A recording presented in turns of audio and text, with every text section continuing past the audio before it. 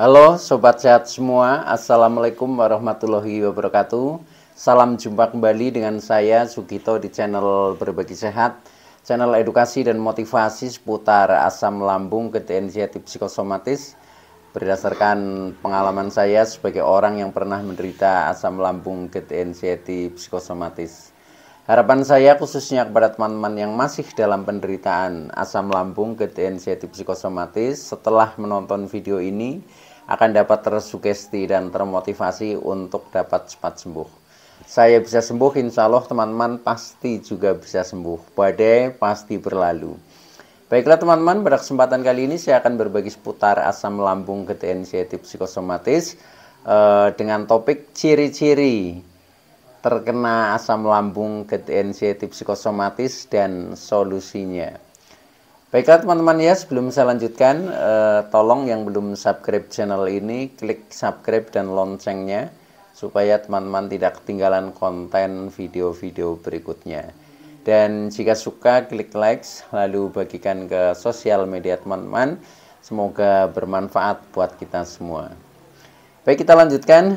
Jadi topik kita kali ini adalah ciri-ciri ya, ciri-ciri terkena asam lambung, gejala inisiatif psikosomatis dan solusinya.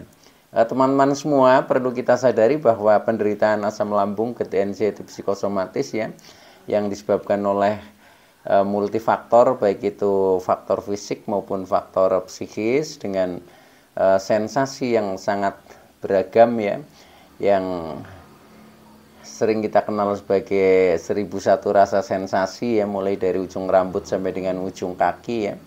Nah, itu memang perlu kita tangani dengan bijak agar penderitaan asam lambung, gejala inisiatif psikosomatis dapat cepat membaik atau dapat cepat sembuh total. Nah, teman-teman semua, pada sesi kali ini saya fokuskan kepada ciri-ciri ya, ciri-ciri terkena asam lambung, gejala inisiatif psikosomatis dan solusinya. Mengingat ya, kadang kita sudah terkena ini ya, tetapi kita masih bingung ya. Kita masih bingung sebenarnya terkena penyakit apa ini, itu juga belum paham ya, belum tahu ya. Kadang kita sudah ke dokter juga tidak divonis istilahnya terkena ini atau terkena apa ya, itu juga kadang membuat kita menjadi semakin bingung. Maka termasuk pengalaman saya ya, itu akhirnya saya menyimpulkan sendiri ya. Ya memang pernah ya pada saat itu kita ke dokter, nah kemudian dikatakan wah ini asam lambungnya tidak normal, artinya asam lambungnya itu berlebihan ya, sehingga menimbulkan gejala-gejala seperti itu gitu. Nah, tetapi masih juga belum puas ya saya, karena kalau hanya asam lambung ya, tetapi kenapa ya rasanya menjadi bermacam-macam sekali ya, kemudian juga tidak sembuh-sembuh. Nah, akhirnya kan kita menjadi semakin bingung ya. Tetapi setelah sekian lama saya mengalami penderitaan ini, kemudian saya bisa menyimpulkan sendiri, oh ketika asam lambung memang ya ciri-cirinya seperti ini ya, ketika terjadi ciri-cirinya seperti ini, ketika terkena anxiety disorder ya, itu seperti ini, ketika terkena psikosomatik itu seperti ini. Nah, itu karena apa? Karena kita sudah mengalami ya, ketika sudah mengalami sehingga kita memang bisa banyak sharing ya, karena dari situlah ya sepertinya ada sesuatu yang memang sangat sangat berarti dan sangat berharga ya, yang tadinya belum tahu menjadi tahu ya, yang belum pernah mengalami sudah mengalami. Makanya ini saya betul-betul saya jadikan sebagai pengalaman pahit ya, pengalaman pahit tetapi juga hikmahnya luar biasa ya, luar biasa, yang memang ini sebagai ya katakanlah perjalanan hidup lah ya. Perjalanan hidup itu memang penuh dengan liku-liku ya, liku-liku. Jadi tetapi hikmahnya kita bisa merasakan nikmatnya orang sehat itu setelah kita memang pernah mengalami sakit itu, seperti itu. Jadi tanpa kita mengalami penderitaan juga kita akan sulit untuk menikmati kebahagiaan. Nah, oleh karena itu saya kira ini adalah sebagai pelengkap ya, pelengkap kita di dalam mengarungi kehidupan, memang liku-likunya seperti itu. Jadi yang harus kita jalani ya sudah kita jalani saja, bahkan kita syukuri saja apa adanya, dan akhirnya nanti kita akan mendapatkan kebahagiaan ya. Jadi makna sebuah kehidupan itu kan perjalanan ya. Jadi hidup memang harus dijalani, harus dialami ya, sesuai dengan istilahnya kesempatan kita masing-masing ya. Tetapi semuanya itu ya karena atas kehendak Tuhan, yaitu pasti ada hikmah yang terbaik teman-teman ya. Maka dari itu buat teman-teman yang masih merasakan penderitaan ini juga belum kunjung sembuh ya, nah itu semangat saja ya, semangat saja. Ini adalah sebagai suatu katakanlah ujian yang harus kita lalui, harus kita hadapi, yang intinya adalah supaya kita itu menjadi lebih dewasa, menjadi lebih baik, dan akhirnya menjadi lebih bahagia. Jadi buat teman-teman optimis saja ya, badai pasti berlalu ya. Jadi ketika ada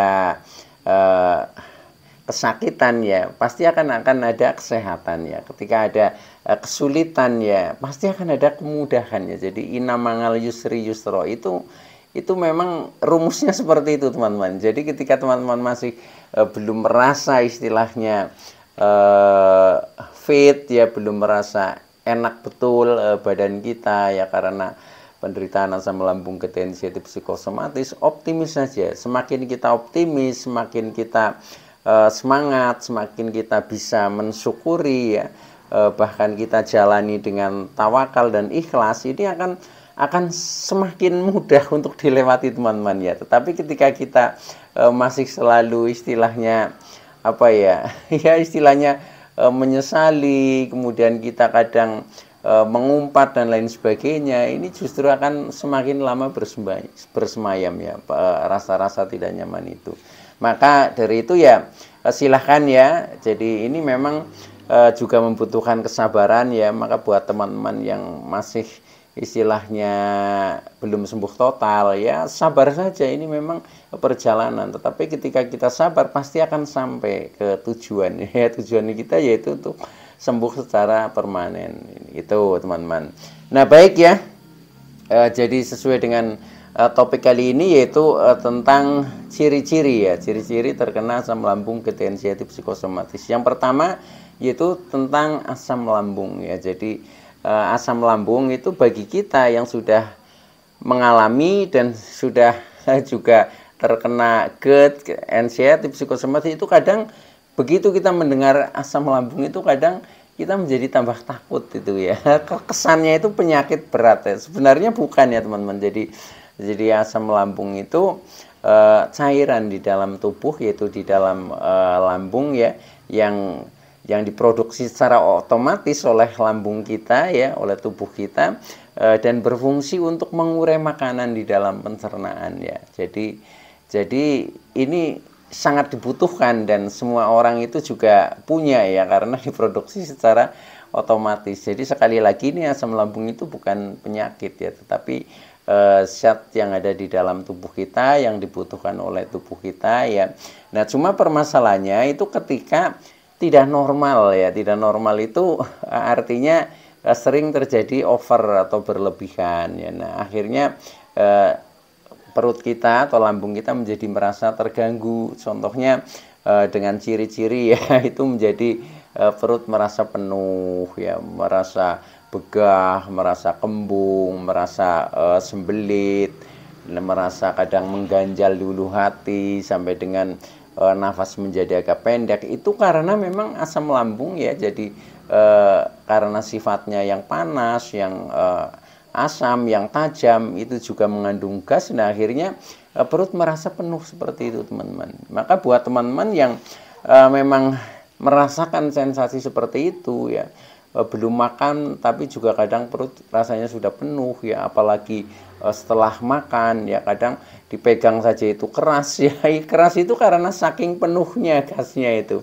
Nah itu bisa dipastikan ya itu asam lambung teman-teman ya. Nah itu dulu saya bingung juga seperti itu ya. Awalnya ya saya berpikiran wah ini masuk angin nih itu ya.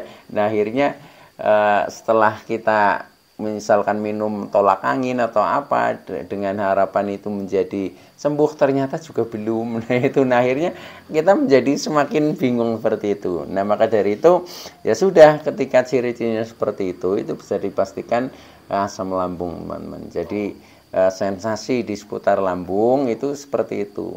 Pertama, sering merasa penuh ya, termasuk tidak mudah lapar dulu. Saya nggak makan tapi kok perut sudah penuh, sehingga kan kita nggak ada nafsu untuk makan. Itu awal-awalnya seperti itu juga ya itu. Nah itu juga termasuk bagian dari ciri-ciri itu ya.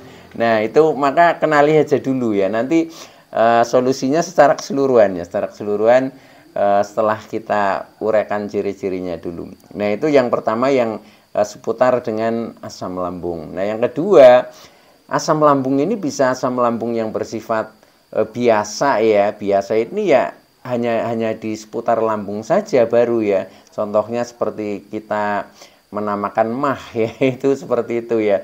Nah dulu saya juga berawal dari seperti itu. Nah tapi ketika itu tidak sembuh-sembuh ya, nah kemudian naik ke atas ya. Naik ke atas ini menjadi terjadi GERD ya. Terjadi GERD ini, jadi asam lambung ini terjadi reflux ya. Jadi GERD itu gastroesophageal reflux disease, artinya terjadi kenaikan asam lambung dari lambung naik ke kerongkongan ya. Jadi menembus katup esofagus ini ya, keluar ya, keluar ke atas ya, maksudnya terjadi arus balik istilahnya, atau reflux. Nah ketika sudah seperti itu, karena asam lambung ini tempatnya mestinya di lambung ya, karena sifatnya yang asam, yang tajam, yang panas ya. Nah ketika itu keluar dari ini, dari tempatnya, dari lambung, yang bisa menahan itu sebenarnya cuma lambung ya, untuk asam lambung ya, tempatnya di situ.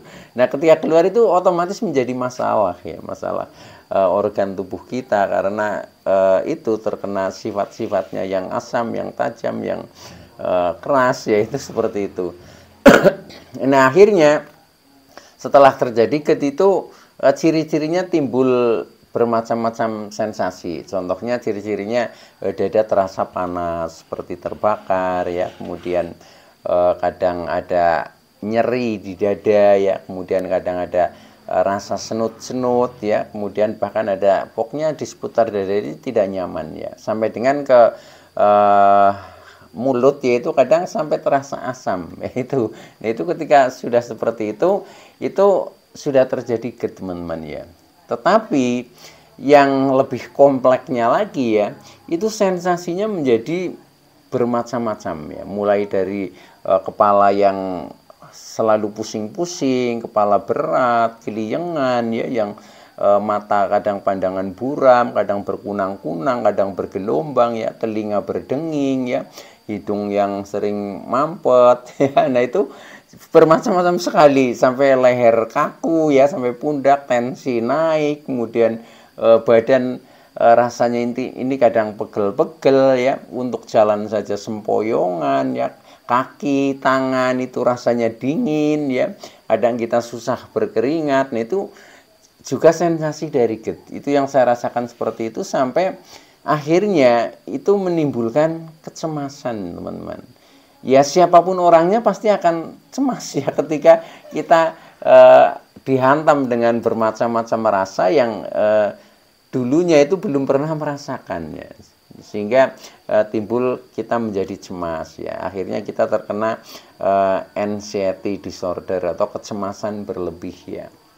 Nah biasanya orang cemas itu ya paketnya ya cemas, ya takut ya khawatir, ya was-was dengan kondisi tubuh kita sendiri ya, yang khawatir terkena penyakit inilah, terkena penyakit itulah, sampai dengan takut takut kematian. Itu klimaknya di situ. Nah itu juga dipicu dari sensasi yang kita rasakan. Contohnya pada saat kita terkena GERD itu, dulu saya sampai mengalami panic attack itu 2 kali ya. Yang namanya panic attack itu memang luar biasa sekali ya. Jadi yang saya rasakan pertama itu pusing banget ya, sampai istilahnya pokoknya harus tidur ya. Untuk duduk saja ini seperti muter-muter banget ya, seperti itu. Dan yang lebih menakutkan lagi, nafas itu seperti mau putus ya, seperti mau putus di dada itu rasanya berat ya, seperti ditindih dada itu ya, sehingga untuk nafas itu sangat sangat ya berat lah, berat dan nafasnya pendek, sehingga orang lain melihatnya, wah jangan-jangan ini terkena serangan jantung itu. Nah akhirnya saya juga kepikirannya seperti itu, jangan-jangan terkena serangan jantung. Tetapi setelah itu saya cek ke dokter, ternyata jantung normal ya, paru-paru juga normal ya. Itu bahkan itu berlangsungnya tiba-tiba ya, tetapi juga tidak berlangsung lama, itu bisa seperti sembuh itu teman-teman. Itu kalau panic attack itu seperti itu ya, tetapi cukup membuat trauma ya, cukup membuat trauma bagi kita, sehingga kita akhirnya menjadi ketakutan. Contohnya seperti itu ya. Nah makanya ketika kita sudah terkena anxiety ya, atau anxiety disorder, kecemasan berlebih, itu ciri-cirinya seperti itu teman-teman. Jadi ciri-ciri yang kita rasakan ketika secara mental ya, atau secara psikis kita sudah sering merasa cemas, merasa khawatir, merasa was-was ya, merasa takut, yang kadang sebenarnya tanpa sebab ya, tanpa sebab, tapi kita rasanya takut ya, takut jangan-jangan mendadak ya, kemudian jangan-jangan terkena penyakit berat, nah, dan lain sebagainya seperti itu. Nah itu berarti kita terkena anxiety teman-teman ya. Jadi ya itu sebenarnya sih alamiah ya. Jadi sifat-sifat seperti rasa cemas itu kan aslinya respon tubuh secara otomatis ya, yang sebenarnya berusaha menjaga tubuh kita ya, menjaga tubuh kita supaya ya supaya menjadi lebih baik. Cuma cara menjaganya ini sampai berlebihan. Nah, akhirnya kita menjadi seperti terganggu secara psikis, itu seperti itu ya. Nah, itu ketika ada ciri-ciri semacam itu berarti bisa dipastikan ya itu sudah terkena anxiety teman-teman, atau kecemasan berlebih. Nah, kemudian setelah kita merasa cemas ya, nah, dalam waktu yang agak lama juga belum membaik ya, nah akhirnya meningkat lagi ya. Meningkatnya apa? Meningkatnya pikiran kita ini menjadi sensitif ya, menjadi sangat sensitif, menjadi selalu aktif, tetapi yang bersifat negatif ya. Contohnya ketika ada rasa-rasa, contohnya pusing di kepala, nah ini pikiran sudah menganalisanya negatif ya. Wah jangan-jangan terkena tumor otak, misalkan seperti itu ya. Tetapi ya itu wajar, karena apa, kadang kalau pusing kepala biasa, sakit kepala biasa, begitu kita makan obat kan sembuh ya. Tetapi kalau ini beda ya, walaupun kita sudah makan obat ya, nah itu kadang tetap bandel seperti itu. Nah sehingga ya pasti pikiran akan melayangnya seperti itu. Apalagi kita belum tahu ya, belum kenal tentang penyakit ini atau gangguan ini. Nah akhirnya ya itu yang muncul menjadi seperti itu. Nah ketika sudah seperti itu, perasaan kita ini menjadi sangat sensitif. Nah itu namanya kita sudah terkena psikosomatis ya, psikosomatis. Jadi apa yang dipikirkan oleh pikiran kita, terutama hal-hal yang bersifat negatif, itu akan direspon oleh tubuh ya. Nah pikiran kita itu kecenderungan selalu menanggapi apa yang kita lihat, apa yang kita dengar ya, apa yang kita rasakan, itu seperti itu. Contoh ya, misalkan kita baru melihat suatu kejadian yang agak menakutkan, tragis ya. Contohnya kita melihat ada kecelakaan di jalan, kemudian sampai bersimbah darah dan lain sebagainya. Nah kemudian pikiran kita ini menjadi aneh itu loh. Sepertinya tidak berani menghadapi hal itu ya, atau takut dengan hal itu. Nah akhirnya tubuh kita menjadi lemes. Itu contohnya seperti itu ya. Atau mungkin kita mendengar contohnya berita duka ya. Nah kemudian tiba-tiba itu menjadi lemes. Karena apa? Pikiran ini menganalisanya negatif, sampai dengan wah jangan-jangan nanti kita bakalan seperti itu. Nah itu. Nah akhirnya kita menjadi lemes. Nah itu dulu saya juga agak kaget juga ya.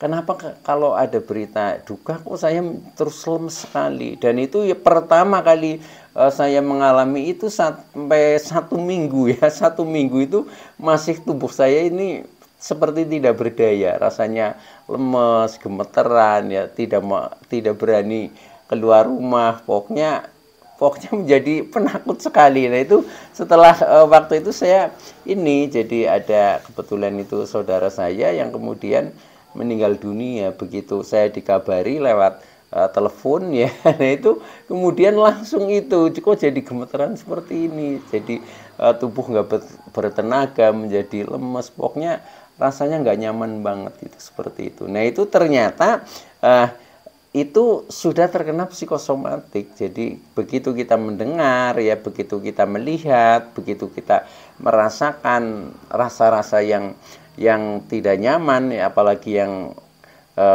menyakitkan, yang menakutkan ya, nah itu respon tubuh itu seperti itu.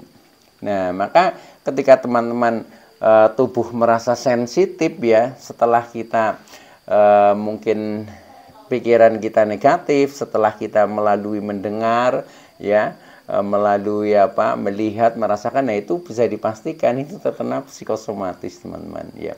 Termasuk ya perasaan kita itu menjadi kagetan teman-teman, menjadi kagetan. Contohnya ketika ada suara agak keras saja sini berdebar-debar ya, ada orang bersuara yang keras lah, itu saja ini sudah deg-degan di sini ya. Apalagi kita mendengar misalkan orang sedang ini istilahnya bertengkar, ini otomatis ini akan berdebar sekali. Dan itu kadang juga agak lama seperti itu ya. Waktu itu saya juga ini berdebar-debar sekali ya. Itu pas saya di jalan ya, pas waktu itu saya juga pakai kendaraan ya, pakai kendaraan, nah kemudian disalip oleh itu motor gede ya, mode itu ya, Harley lah itu kan, getarannya keras banget, duk duk duk duk duk, duk seperti itu. Nah itu berdebar-debar banget ya, akhirnya saya harus minggir dulu ya, menenangkan diri. Nah itu sampai sekitar setengah jam ya, itu padahal itu yang motor gede sudah pada lewat, sini masih berdebar-debar teman-teman. Nah itu karena apa? Karena kita sudah terkena psikosomatis, jadi perasaan kita sangat sensitif teman-teman.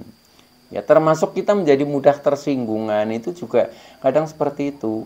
Orang lain sedang membicarakan orang lain, bukan membicarakan kita, kita menjadi merasakan seolah-olah sedang ini menggunjingkan diri kita dan lain sebagainya, itu seperti itu. Jadi sensitif perasaan itu ya. Dan termasuk jadi cengeng ya. Jadi cengeng itu dulu saya tidak pernah menangis ya, tetapi di saat terkena psikosomatik itu bisa menangis ya, bahkan mudah menangis itu seperti itu. Nah itu ini karena psikosomatik itu teman-teman ya. Maka ketika teman-teman ada ciri-ciri semacam itu, rasa-rasa seperti itu, berarti masih ada psikosomatis teman-teman. Nah itu yang harus kita rilis ya. Nah kemudian yang lebih penting lagi sekarang adalah solusinya teman-teman ya. Tetapi mengingat durasi ini saya simpelkan saja ya, secara garis besar saja. Jadi untuk solusinya memang ini kompleks ya, karena kadang sebabnya juga kompleks ya atau multifaktor ya, maka solusinya juga kadang harus holistik ya, harus istilahnya menyeluruh lah, itu seperti itu. Nah solusi secara garis besar itu memang ya ketika kita ada rasa-rasa tidak nyaman di dalam tubuh kita, itu sudah pastilah pertama minum obat ya. Nah obat yang bisa dipercaya ya, atau yang saya rekomendasikan yaitu tentunya dari dokter lah, itu seperti itu. Nah itu silahkan saja ya. Nah itu kalau memang itu sebabnya secara fisik, itu biasanya begitu minum obat kita akan mudah sembuh ya. Tetapi kalau sebabnya itu lebih banyak faktor psikis, nah ini yang kadang mungkin perlu pencerahan ya, perlu motivasi ya, perlu jalan keluar dengan pemecahan masalah dan lain sebagainya ya. Nah ini yang kadang biasanya menjadi agak kompleks, itu seperti itu. Nah kemudian yang kedua, selain kita minum obat, bisa juga misalkan dengan minum herbal juga bisa ya. Herbal itu bukan berarti herbal yang harus kita beli ya, tetapi bisa juga dari herbal makanan harian lah, makanan harian yang biasa kita makan tetapi yang kira-kira menguntungkan buat penderita asam lambung gejala psikosomatis. Contohnya dengan minum air kunyit, minum air tajin ya, makan bubur padi irut ya, makan tape singkong, kemudian makan pisang kapok, makan apalagi ya, labu kuning rebus dan lain sebagainya. Itu yang sudah ada di konten-konten saya yang lalu lah tentang makanan herbal alam itu. Nah itu juga bisa seperti itu ya. Nah itu bisa juga lagi ya, kita hanya solusinya itu dengan sharing ya, dengan sharing. Contohnya kita saling bertukar pikiran, istilahnya ngangsu kawruh ya. Nah terhadap mungkin orang-orang yang punya pengalaman tentang penderitaan ini. Nah akhirnya kita adopsi ya hal-hal yang mereka itu bisa sembuh. Nah akhirnya kita tiru, nah akhirnya kita menjadi sembuh. Nah itu juga bisa, yaitu dengan cara kita mengikuti pencerahan ya, mengikuti mungkin motivator dan lain sebagainya, atau sharing dengan siapa saja ya yang kira-kira memang punya pengalaman atau kompeten dalam hal penderitaan ini. Nah itu saya kira juga cukup membantu ya. Nah itu. Nah kemudian yang terakhir ini secara spiritual ya, secara spiritual kita yakin bahwa penderitaan asam lambung, gejala anxiety psikosomatis ini juga atas izin Allah ya. Nah maka untuk menjadi sembuh itu juga tentunya kita harus memohon ya atas izin Allah, maka penderitaan ini juga akan disembuhkan. Nah itu dengan cara mungkin kita meningkatkan cara kita mendekatkan diri ya, contohnya melalui ibadah kita ditingkatkan, kita selalu berdoa, mungkin kita selalu berbagi kebaikan dan lain sebagainya ya. Nah itu silahkan saja dilakukan ya. Nah itu siapa tahu itu menjadi jalan penyembuhan teman-teman semua. Oke ya, mudah-mudahan bagi teman-teman yang masih dalam penderitaan asam lambung, gejala anxiety psikosomatis, ini menjadi motivasi buat kita semua dan sugesti tentunya. Mudah-mudahan teman-teman menjadi cepat membaik atau cepat sembuh total. Saya bisa sembuh, insya Allah teman-teman pasti juga bisa sembuh. Badai pasti berlalu. Oke, terima kasih atas like, subscribe, serta komennya. Saya Sugito ya dari channel Berbagi Sehat. Oke, terima kasih. Wassalamualaikum warahmatullahi wabarakatuh.